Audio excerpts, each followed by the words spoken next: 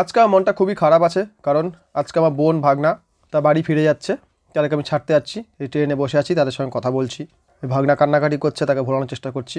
এখান থেকে আমরা সোজা চলে গেছি আহিরটোলা শোভাবাজার রেল স্টেশনে। কীভাবে গেছি ভিডিও দেখতে থাকুন, বুঝতে পারবেন। সেখানে ভাগনার সঙ্গে একটু খেলাধুলা করলাম, হাসি মজাক করলাম। এবার বোন ভাগনা রেল লোকাল ট্রেন চলে এসছে। লোকাল ট্রেনটা বেশ ফাঁকাই দেখতে পাচ্ছি, লোকজন খুব একটা নেই। আজকে সানডে, কারণ ইস্টার লাইনে সচরাচর ট্রেন ফাঁকা থাকে না, কিন্তু সানডে হওয়ার জন্য আজকে ট্রেনটা বেশ ফাঁকা।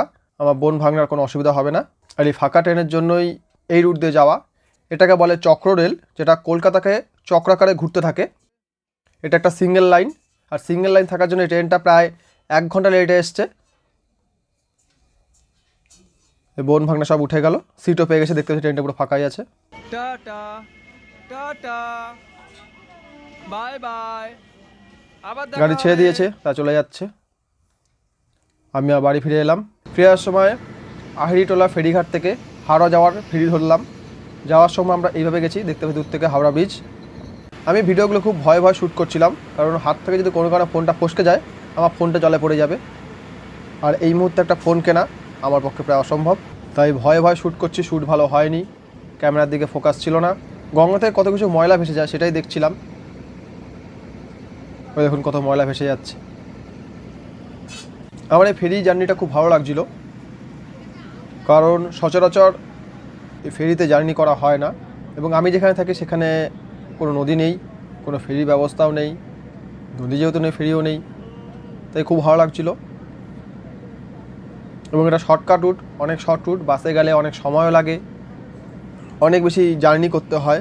দেখুন হাওড়ার খুব কাছাকাছি চলে এসেছি। আহিরটোলা থেকে ছাড়ার পরে গোলাবাড়ি বললে একটি ঘাট আছে, সেখানে ওই নৌকাটি দাঁড়ায়। গোলাবাড়ি ছেড়ে যাওয়ার পর সোজা হাওড়া ফেরিঘাটে গিয়ে দাঁড়ায়। যারা শিয়ালদা যান, তারা যদি বাসকে অ্যাভয়েড করতে চান, তারা এই ফেরি ব্যবস্থা ব্যবহার করতে পারেন। হয় আপনি বিবাদীবাগ নামবেন, অথবা আপনি আহিরটোলা নামবেন, ওখান থেকে স্টেশন একদমই কাছে।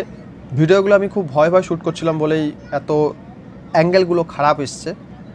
আমি সেইভাবে শ্যুট করতে পারিনি, কারণ কোনো প্রোটেকশান লাগানো ছিল না। প্রোটেকশান অর্থাৎ কোনো দড়ি লাগিয়ে হাতে বেঁধে রাখলে ফসকে গেলেও ফোনটা হাতে ঝুলে থাকবে, পড়বে না, এরকম কিছু প্রোটেকশান লাগানো ছিল না। নেক্সট টাইম আমি এইগুলো ব্যবহার করেই নদীর ওপর বিশেষ করে, বা যে কোনো জায়গায় রানিং ট্রেন থেকে বা বাস থেকে শ্যুট করার চেষ্টা করব। দেখতে পাচ্ছি হাওড়া ব্রিজ প্রতি গাড়িগুলো যাচ্ছে, কত ছোটো লাগছে। ওই একটি লঞ্চ সেই একই দিকে যাচ্ছে আমরা যেখান থেকে এসেছি। নদীটা কত বড় মনে হচ্ছে, ওপর থেকে দেখলে কত ছোটো মনে হয়, কিন্তু নিচে নামলে মনে যায় কত বড়, কত চওড়া। আমার খুব ইচ্ছা ছিল যে হাওড়া ব্রিজের নিচে কি আছে দেখার জন্য, ব্রিজটার নিচে কী আছে দেখার জন্য।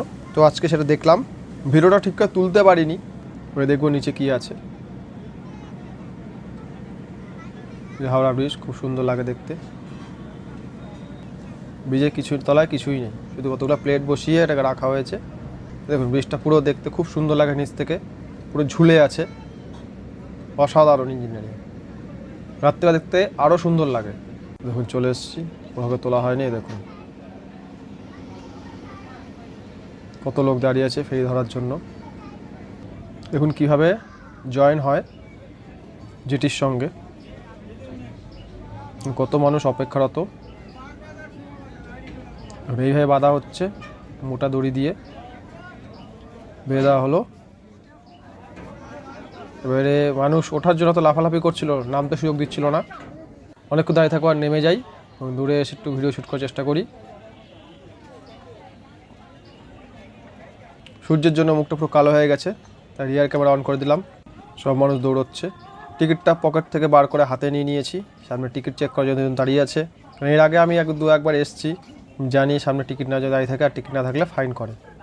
ফাইনটা খুবই সামান্য, যে টাকা ভাড়া হবে তার ডবল বা 3 ডবল ভাড়া ফাইন হতে পারে।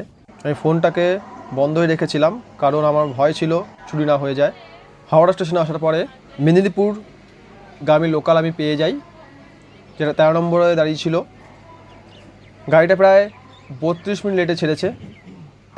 1:30 টাইম থাকলে সেটা 2:02 ছেড়েছে, এবং ট্রেনটা প্রায় 32 মিনিট লেটেই আমার স্টেশনে আমাকে নামিয়েছে। মনটা খুবই খারাপ আছে, কারণ বোন প্রায় 15-20 দিন থাকার পরে চলে গেল, খারাপ লাগছে। ভিডিও ভালো লাগলে লাইক করুন, কমেন্ট করুন, শেয়ার করুন, আর চ্যানেল সাবস্ক্রাইব করুন।